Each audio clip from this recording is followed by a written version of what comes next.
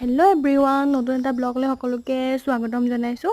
আজি আমি গ'লোঁ আমাৰ বালিপৰাৰ চাইড ৰোডত থকা কাৰেক্ট চাই এখন কেফেও হয় আৰু সেইখনত চাই, তাৰপিছত মছলা চাই, তাৰপিছত সকলো পায় আৰু আমাৰ ল'ৰাই আকৌ বোলে ফ্ৰেঞ্চ ফ্ৰাই খায়। তাৰ মানে ফ্ৰেঞ্চ ফ্ৰাইৰ বাহিৰে সি বেলেগ একোৱেই নাখায়।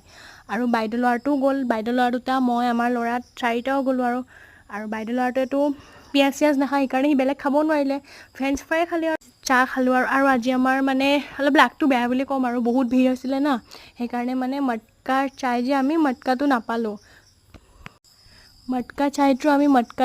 মানে মটকাৰ বদলি আমি কফি কাপত চাহ খালোঁ আৰু কিন্তু মটকাটোত খালে অলপ ভাল লাগে আৰু ন।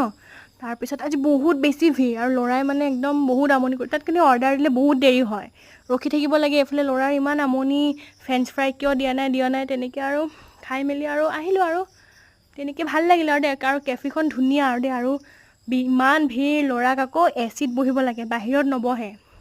তাৰ মানে বহি মেলি চাই খাই পেলাই আহি গ'লোঁ আৰু বাই।